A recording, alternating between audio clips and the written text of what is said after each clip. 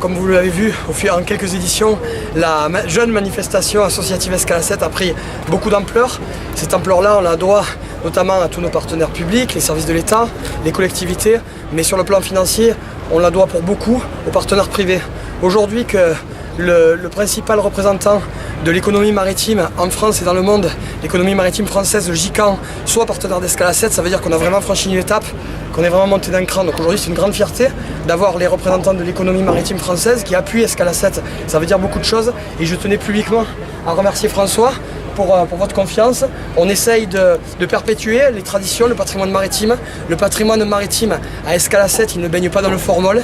Il y a les bateaux de travail d'hier, mais heureusement, et c'est tout l'intérêt, il y a les bateaux de travail d'aujourd'hui.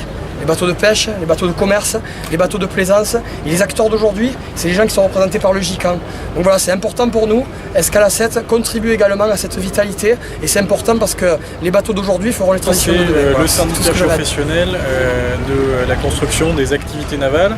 Donc au départ, j'ai envie de dire, s'il y avait eu un GICAN au moment où l'Hermione s'est construite, on aurait été à la base de ce type de construction. À l'époque, il n'y avait qu'une direction des constructions navales. Et en fait, au fur et à mesure, c'est une spécificité française. Ça s'est construit autour de grands pôles, de grands bassins d'emploi. Évidemment, on pense à la Bretagne, on pense à Brest, on pense à Lorient, on pense à la région PACA, on pense à Toulon, on pense à Saint-Nazaire avec les grands bateaux, les grands paquebots de croisière. On pense aussi au nord de la France avec des réussites plus ou moins fortes et qui sont plus ou moins maintenues.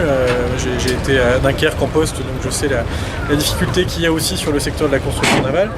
On pense un petit peu moins à des villes comme Sète ou à d'autres types de territoires qui ne sont pas forcément très emblématiques en matière de construction navale. Et pourtant, en fait, ils font partie de cet écosystème. Parce que la construction navale, c'est pas uniquement des CNS, enfin Naval Group aujourd'hui, et STX, c'est aussi tout un système, tout un écosystème, tout un système de sous-traitants, tout un système de petites entreprises, de TPE, et on a aujourd'hui 80% de PME dans ce groupement, et on essaye justement de les représenter au mieux, représenter au mieux leurs intérêts, autour de différents grands axes que je vais essayer de vous présenter. Donc le GICAN, je vous le disais tout à l'heure, a deux métiers. Il y a un premier métier qui est celui de syndicat professionnel de fédération, donc représentant des différents enjeux du secteur, et un deuxième métier qui est d'organiser ce type d'événements. Pas vraiment des événements populaires avec 400 000 personnes, mais c'est quand même un créateur de manifestations puisque nous sommes les organisateurs d'Euronaval. Il est intéressant pour moi et puis pour le GICAN de représenter le GICAN aujourd'hui ici, précisément parce que sur le côté fédération, on a besoin de renforcer l'attractivité des métiers du secteur naval.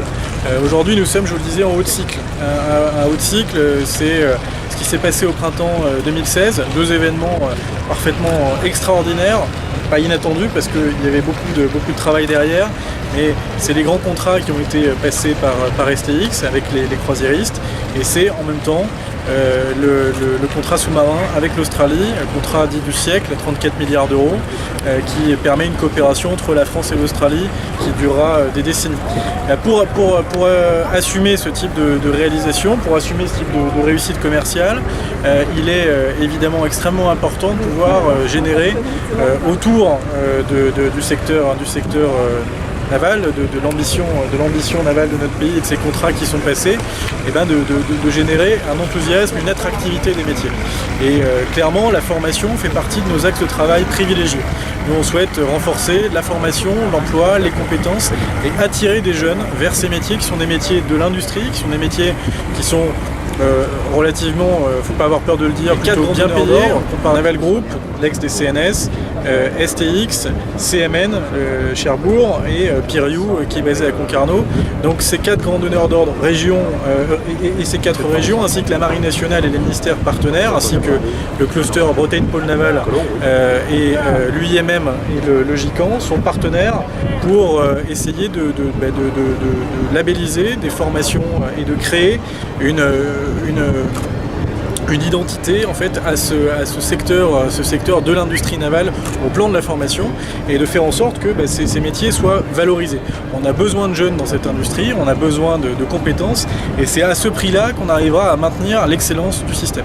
Donc ça c'est un appel que moi je souhaite passer. C'est aussi pour ça que nous soutenons avec le groupement Escale A7 parce que c'est dans ce type de manifestation populaire qui perpétue des traditions qu'on arrive à faire le lien entre l'histoire maritime de notre pays, entre l'Hermione, entre l'accueil de ces grands navires, de ces vieux gréements, entre ces fêtes populaires, ce patrimoine maritime, et puis l'avenir, ce que sera la recherche-développement, la transformation numérique des entreprises, ce que sera l'internationalisation, ce que sera l'export, et faire le lien également, c'est bien d'être sur un bateau de VNF aujourd'hui, parce que ça fait le lien aussi avec un secteur qui est moins connu, qui est le secteur fluvial, et qui doit se redynamiser lui aussi en matière de construction pour s'adapter, on l'espère, à des grands projets d'infrastructures qui permettront aux Français, aux pavillons français et aux infrastructures françaises et aux ports français d'être plus compétitifs. On s'inscrit dans un écosystème maritime, un écosystème de transport qui est plus large.